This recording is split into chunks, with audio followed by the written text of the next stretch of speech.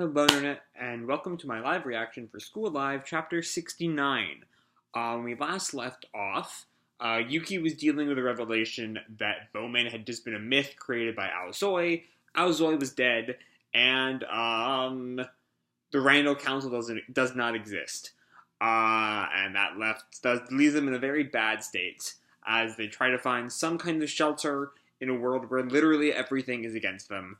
Also, Kurumi is still dying, and there's some kind of drone watching them when we last left off. But anyway, that's all we have for 68. 69 is a 32-page chapter, so hopefully we're going to get some good fucking progress in. We have a note from our scan later. I'm very sorry for being so late, Anon, but as requested, here's a picture of girls doing something fun / being happy. I really enjoyed Lucky Star. Something a little more recent would be Please Tell Me Galko-chan. I really enjoyed the manga, so I haven't got around to watching the anime. Whatever. Anyway. So we have the magazine cover of the 4 School Life Club members in front of the blackboard. We open way back with Aozoi in her dying moments. As she has Bowman, read back the memo. The School Life Club is unusual.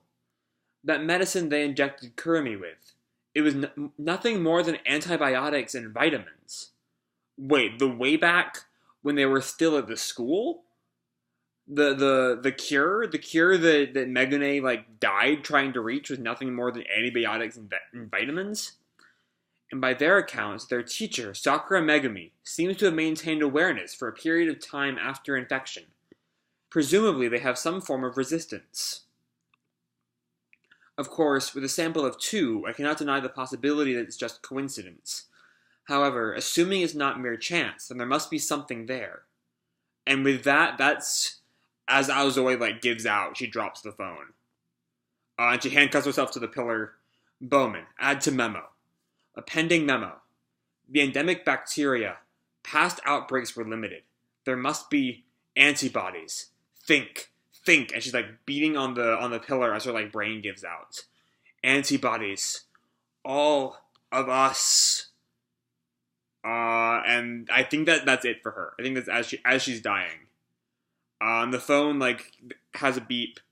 One unsent message. Try to send? No, she's not dead yet. She still reaches for the phone. Right as she's giving out for real this time, we see some kind of light behind her. And then we have our cover page of the 4 School Life Club girls and Aozoi, Chapter 69, Good Night. I think this is the start of Book 12. Their last hope of rescue, Randall Council having been crushed, the School Life Club has no choice but to flee. They try to stay positive, but the cruel reality they face is too much. We open with some military guys running somewhere, leaving behind a bottle of water. I don't know what's up with that. Meanwhile, the girls are making their way off of the train station. They're still trying to find a convenience store and a car after last chapter. Just a bit further. Let's hurry. Miki turns back to the other 3. Well, other 2 who are still conscious, but you know what I mean. They find some restaurant. While being chased by zombies, Miki is left, fight back to the zombies with some good success, including the old classic throwing a glow stick trick, as Miki takes out another zombie with a shovel to the neck. And it does not get easier for her, and that's something I really love about this series, that at no point do they let us forget that the zombies are people. Miki, these aren't faceless people she's killing. They were still human several months ago at this point. I have no idea how long it's been since the story started. But yeah, it's been a while. But even with all that, Miki still sees the zombies as people, first and foremost. And she sees... So she takes a short little, catch her breath after the last zombie. And another zombie,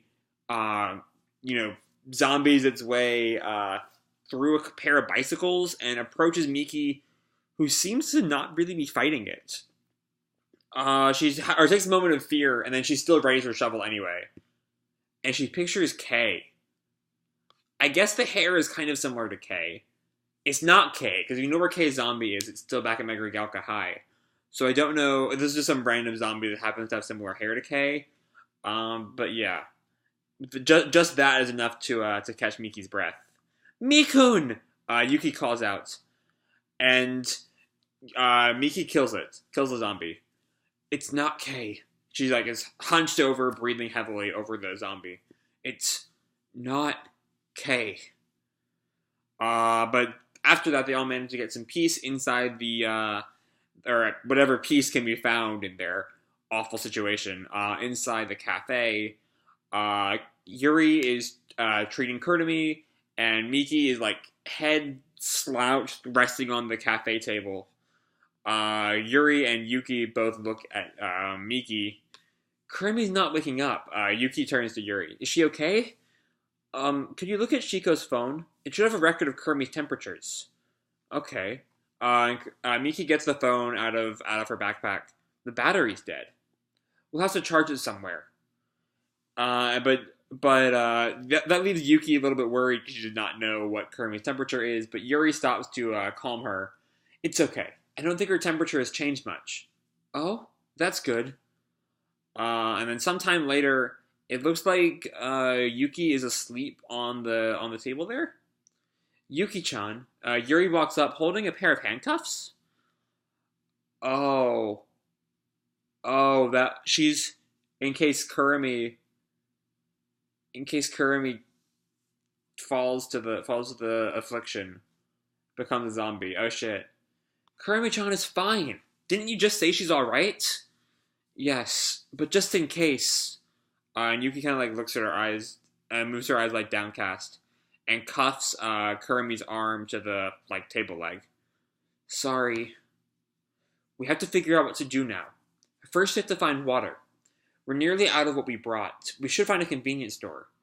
Yes, that too, but where should we go from here? Thinking long term, Yuri is. Oh, and Miki stops. I really think they should focus on finding water before they worry about like long-term planning, because without water, they won't be able to get that far. I'm sorry. There's no use thinking about that when we're exhausted. Let's rest a bit. You're right. It doesn't matter where. As long as we're all together. That's enough, right? Yuki is trying to be your general, what's the word I'm looking for? Her general uplifting self, but I don't think it's gonna work with their current situation. Maybe you're right. Yuri looks down, and Miki also can't make anyone's eye contact. There is not a whole lot of eye contact going on in this chapter. Miki-san. And Yuri turns to Miki. You should get some rest now. You worked hard today. Okay. And she goes to get some sleep on a couch. This is probably one of the booths, but I don't see a table there. Whatever. And she wakes up. Oh, she's dreaming. In I don't know if this is supposed to be her home bedroom or the room she spent all that time with Kay in the mall. I don't know. But she wakes up. And she opens the window and she looks at her calendar. I think this is her own room. She has a sink and like a change of clothes, and it seems that she's actually having a happy life in this dream. Oh, was that all just a dream? Oh, if only, if only. She washes up and puts her clothes on. Oh no, this is the mall room because we see the emergency exit sign above the door. She reaches for the doorknob, and she thinks not the whole apocalypse was a dream, but that her time with the school life club was a dream. It's clearly not though, because that was really bad storytelling. Anyway, she tries to open the doorknob, but turns back. I have plenty of food and water. If I stay here, I'm fine. Just right here, in this room. And like the ghost of Kay comes up. You're okay with that? Can't I? I'm so tired. I see. And it's actually Yuki who has Miki's head in her lap. I should have said earlier in the dream. In the dream, Miki puts her head in Ghost K's lap, but it's actually Yuki. And Miki makes some kind of noise in her dream. You must be tired. I can't lie, I'm a little tired as well. Yeah. And she does not seem to be in a good state right there. But she gets up, and Yuki is singing. She goes up to like a balcony and starts to sing. The translator notes that she's singing Hotaru no Hikari, a song set to the tune of Auld Lang Syne. It's commonly sung at graduation ceremonies. Okay. Glow of the firefly, snow at the window. Days and months keep passing by. We have images of like the zombies and the military guys all moving through the streets. Years have gone by. I'm opening the door. Today we part. We see Yuki still on the balcony. And the drone like pops in front of her. Hey, School Life Club, what do you think you're doing?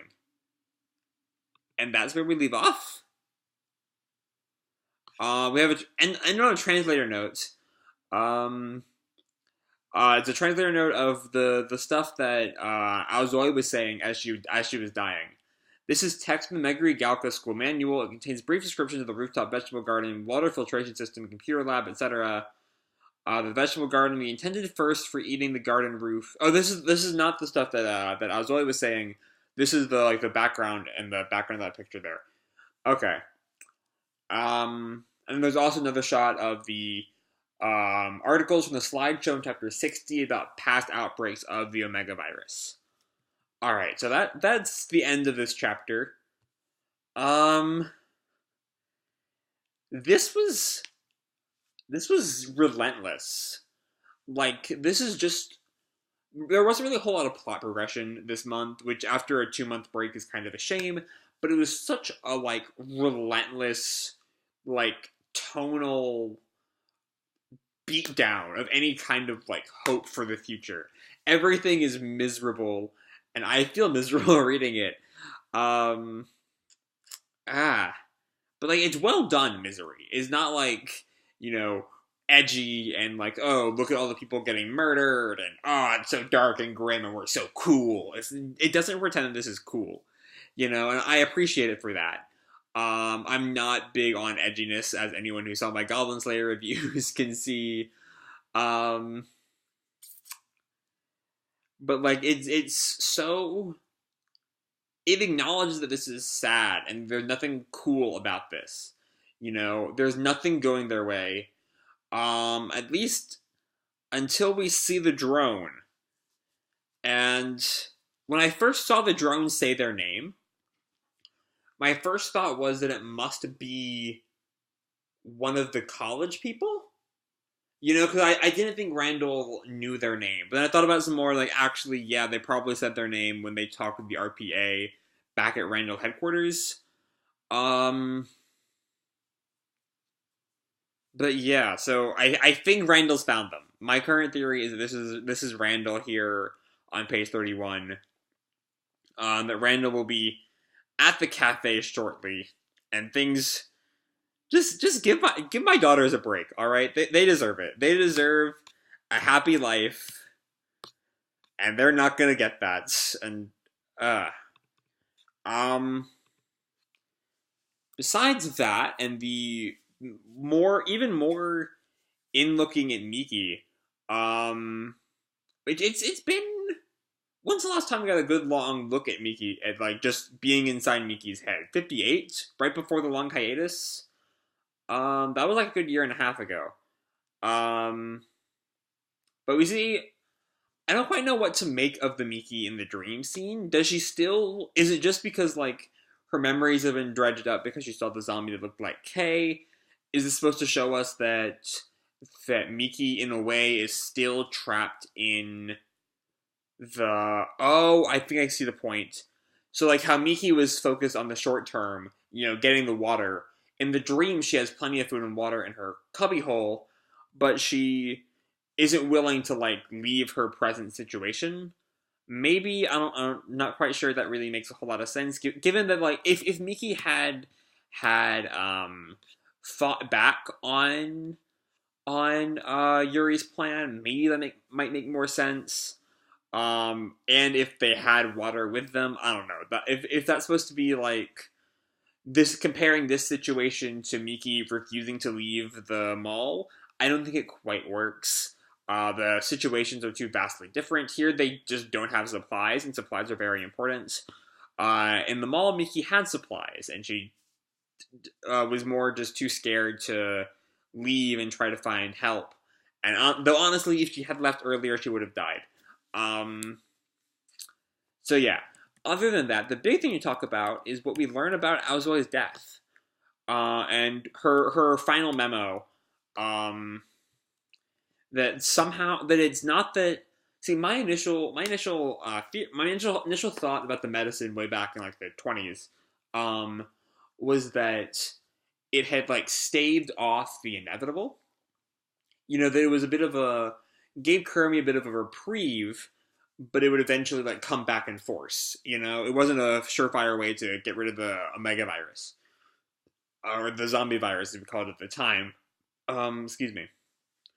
But it's actually just antibiotics and vitamins. Who planned all this? It's been well established that Megure Galka knew this was going to happen.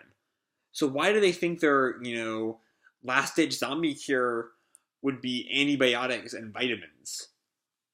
I don't know. There's a whole lot of stuff to answer. Maybe they weren't supposed to be survivors. I don't know. And somehow the four of them have some kind of resistance to the virus, according to Bowman. According to Bowman, they're, Kurumi should have died a long time ago.